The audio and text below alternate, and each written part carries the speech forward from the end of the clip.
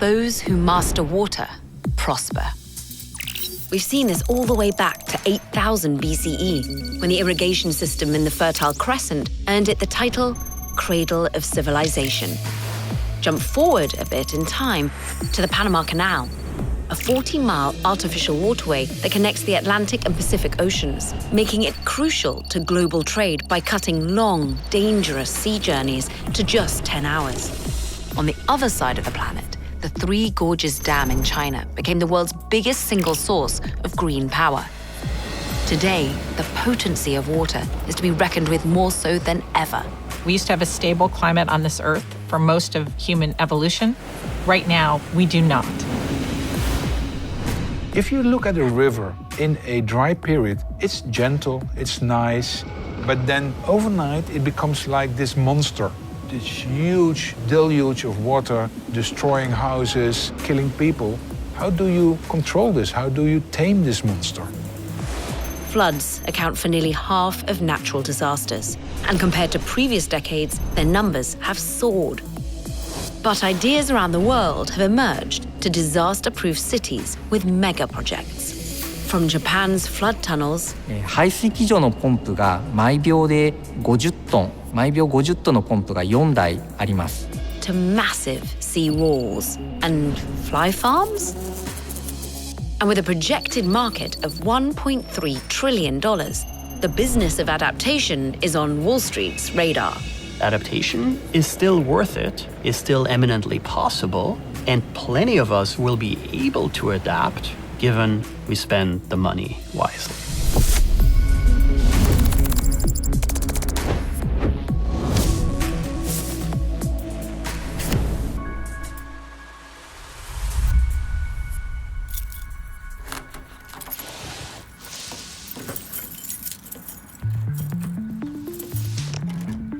Behind and below this unassuming door is the world's largest underground flood tunnel system, the Metropolitan Area Outer Underground Discharge Channel.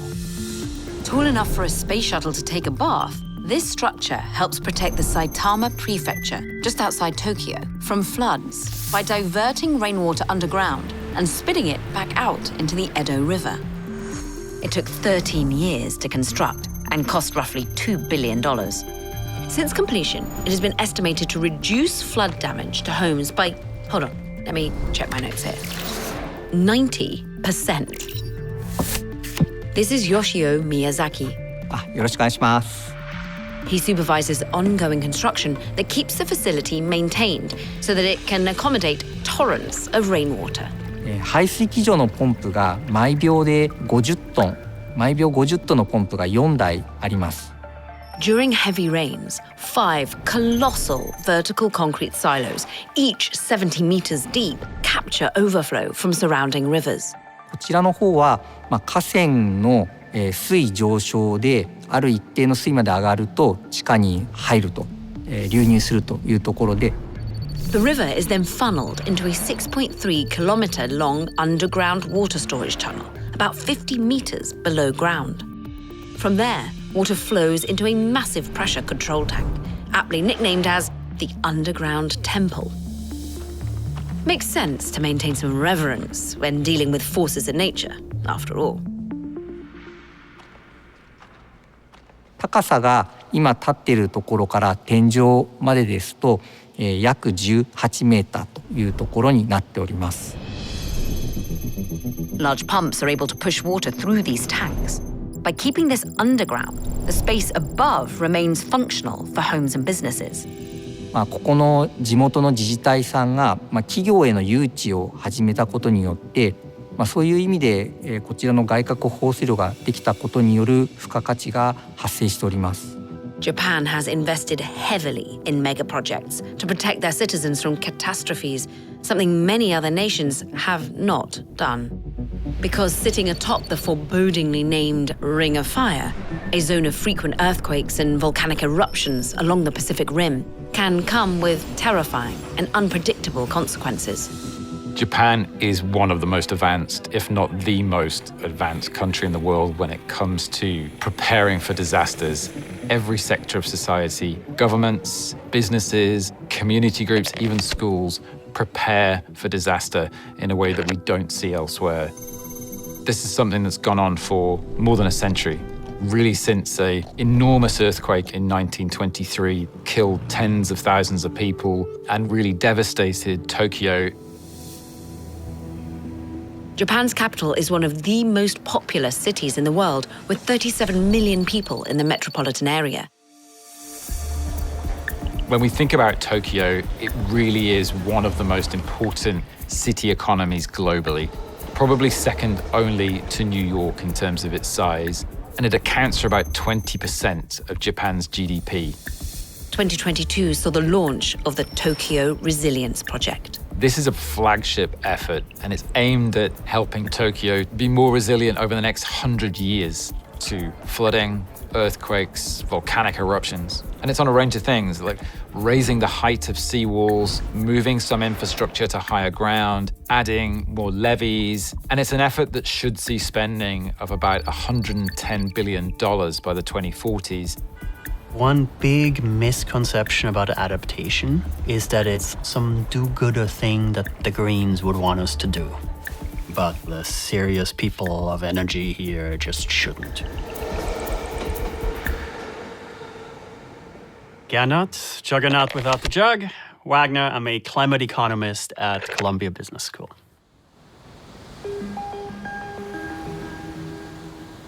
Climate economists don't just think about economic losses from disasters, they consider the opportunities as well. We basically know that the problem are misguided market forces, right? Not guiding things in the right direction. And while the problems are economic, the solutions are too. One of those solutions is what's called climate adaptation. What is adaptation? It is resilience investments. It's making sure that those desirable locations, these valuable properties, maintain their value. There's a growing recognition, even on Wall Street, that spending on adaptation isn't just about preventing losses. This is an activity that can potentially also generate revenue. Figures like Bill Gates have publicly urged for investment in adaptation projects for climate resilience. Disasters are a hidden cost, and they're huge. We see when a disaster comes in that there's billions of dollars in damage, but we don't understand the economic activity, everyone who's going to make money from that. That includes clearing debris, the construction costs of rebuilding.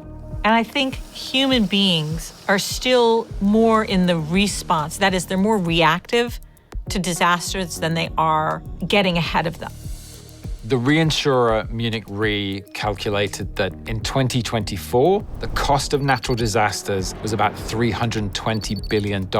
That was up from the year before, when it was around $268 billion. About 90% of losses are related to weather risks, typhoons, hurricanes, flooding. Adaptation is like a business anticipating a market downturn by taking an early bet to diversify, reinvest, or build cash reserves to weather future disruptions. Mega projects are really high stakes. They're often changing a geography, potentially displacing communities, and having an enormous impact on a local environment. But there's evidence that adaptation projects have helped reduce losses. The Netherlands is a really striking example. Here, some studies indicate the benefit of activities like dike construction along the nation's coastline already greatly exceeds the cost. And one analysis forecasts avoided losses from coastal flooding could be as much as $21 billion by 2100. The Dutch are such experts on flood mitigation, they've even started exporting it. Witteveen and Bos is one Dutch engineering firm with 23 offices across 9 countries, including one in Jakarta, Indonesia. The fastest sinking megacity in the world, where the decisions around adaptation and resilience are playing out in real time. This is the old seawall when I was a kid. So we had the structure to protect us, but the seawater kept coming. Jakarta is the worst possible place to build a city. It's built on very, very soft soils. And if you build anything on top of those soils, the city will start sinking. This means we have to keep the sea out of the city. And therefore, think about seawalls. My name is Victor Koenen, sometimes called Mr. Seawall. I would warn against building seawalls everywhere, but yeah, this is the reputation I have. One notable Vitiveen and Bos mega project is the reconstruction of the iconic Afsluitdijk, a dam and causeway that protects the Netherlands from the North Sea. Here in Jakarta, they're bringing their expertise to build a new seawall. Indonesia's giant seawall is a project that's been talked about since at least 1995. But what we've seen from President Prabowo Subianto is a massive escalation. Previously, this had been considered as maybe a $10 billion project. Now he's talking about an $80 billion program over 20 years to build a seawall as long as about 310 miles. Victor Koenen has been working on Indonesia's flood projects since 2012. A seawall, if you look at examples all over the world, will cost you about $100 million for a very simple one per kilometer. And that's a lot of money. Seawalls are pretty straightforward. They're walls in the sea. They absorb and deflect waves, but they can also cause erosion and harm people and ecology. Big seawalls create big problems. You will close off ports. You will close off fishing communities. They will lose access to their fishing grounds. Also, what does the regional communities want? What are their needs? What are their ambitions? So if you design a seawall, it probably starts not with the technical side of things. A simple high wall is inexpensive and stops the waves, but blocks access to the ocean. A wider, sloped wall creates more coastline for communities to use. Build it offshore, and you keep coastlines intact. Options that include land reclamation allow for other uses, which creates more value. But to do so takes more time and money. In most of the designs on seawalls, you see some form of shape of a land reclamation because land is scarce in Java. It's a densely populated island. So if you can add a little bit of land behind a seawall, that's a good idea. So many designs include those land reclamations. Building seawalls isn't new in Indonesia. It's a place where those kind of programs have happened previously.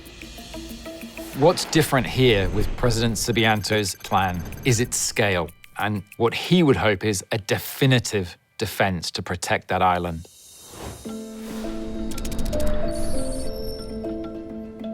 So this place we're standing now is a reclaimed land. This is Tiara Salsabila. She's a coastal engineer at Vitiveen and Bos. And she's showing us different seawalls along Jakarta's coast. Here in Kalibaru, where she was born and raised, is a newer seawall that allows for recreational use. So when I was a little girl, this dike where we're standing now was not available yet.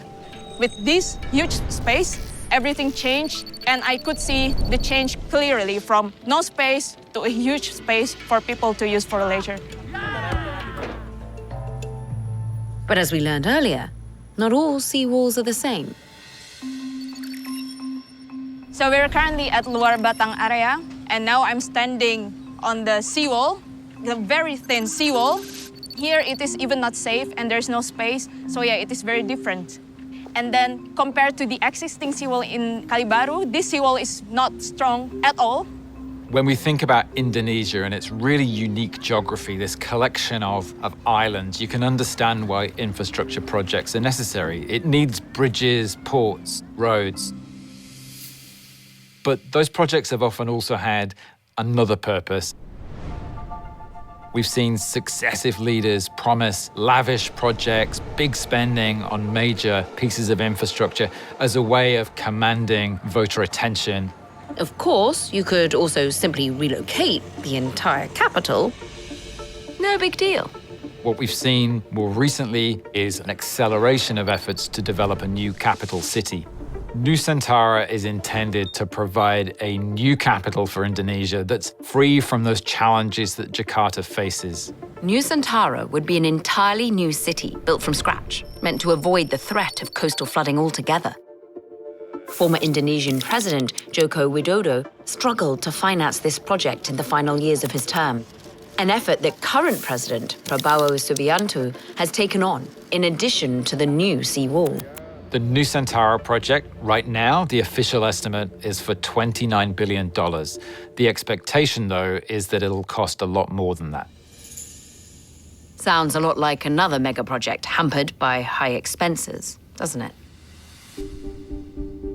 There are still many options on the table for a seawall, and I wouldn't be able to put a bet on which design at this moment is a preferred design. Over the past 3 decades, there's been at least 25 iterations of this new seawall, like this one, in the shape of the eagle-like demigod, Garuda. The idea was this would be the new capital of Indonesia with the presidential palaces and the ministerial offices. But in the end, this design was considered too ambitious. But even if Jakarta manages to complete its never-ending seawall project, the island capital will continue to sink. Jakarta's problem isn't just the rising sea, it's also the extraction of groundwater. Traditionally, Jakartans would pump up their own water from the underground. It was clean, it was available, and it was for free. But over time, more and more pumping has meant that the ground above sinks, a process called land subsidence. And as long as the government doesn't efficiently address the issue by providing reliable freshwater alternatives, sinking will continue. Indonesia simply can't spend on climate-proofing projects in the same way that we'd see in a developed economy like Japan. It's trying to boost growth, trying to handle things like high youth unemployment. It's in a very different position to be able to fund climate-proofing projects. When it comes to adaptation, governments have to take many economic and social factors into consideration. And the cost can be hard to swallow. It's not always the case that the big, expensive infrastructure projects deliver the best results. There are certainly instances where smaller projects, restoring wetlands, for example, can help mitigate the impacts of floods even better than maybe a huge seawall project. Take sponge cities, green spaces within urban landscapes that absorb water by capturing and storing rainwater and reducing runoff. They began in China and have popped up across the globe. Inexpensive solutions like this are not only effective, but easily replicable across cities around the world. But affordable flood solutions don't stop there. Sometimes what it takes is really thinking outside the box. Like in Nairobi, Kenya, where there's something new buzzing. That is a pupa. Eat your pupa. When I first learned about black soldier fly farming, I thought it was a godsend for the waste problems that urban areas have. Godsend might not be the first thing that comes to mind, but stay with me here. Nairobi is a global hub. Driven by migration, it's expected to double its population of 5 million by 2050. And more than half the residents live in informal settlements, where infrastructure lags far behind that rapid growth. Mukuru is among the largest. Flash floods are a common occurrence in this region. A major cause is we do not have proper channels for drainage. And often, the few drains that are available are blocked by garbage. Like many informal settlements in Nairobi, Mukuru has no regular waste collection. Enter the flies. So the project begins with young people moving from door to door to collect household waste so that it does not end up on the street. They then segregate this waste and the recyclables are then sold. What remains mostly is the organic waste, which they then bring to their black soldier fly unit. They shred it and they put it in crates.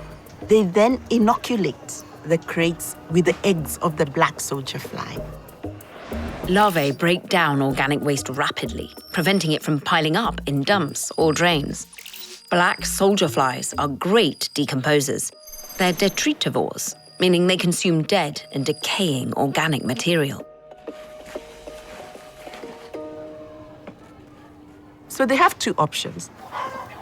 They can either take the larva and sell it as animal feed, or keep it a little longer. And then it grows into adulthood. It becomes a black soldier fly. And then it lays new eggs, and the cycle begins. The total cost of this project is around 10 million shillings. That's about 78,000 US dollars. Over 1 billion people worldwide live in informal settlements, similar to Mukuru. The results of this project could lead the way in raising armies of insects elsewhere. The protein that is used for animal feeds has become very expensive. So the black soldier fly provides an alternative source of protein. So through this, we are able to create a circular economy that turns a problem into a solution. So sometimes adapting to floods doesn't take a giant wall or tunnel. Just the right bug in the right place.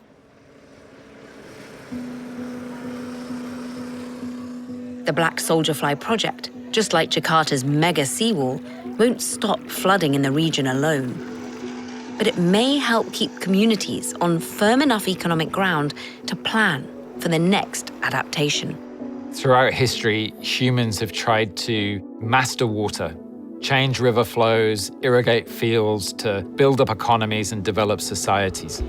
The challenge now is to tame water flows to help protect cities, to help protect the planet from the impacts of climate change. But adaptation is not mitigation. While these projects can help protect cities from disasters, they don't actually stop the ongoing environmental crisis.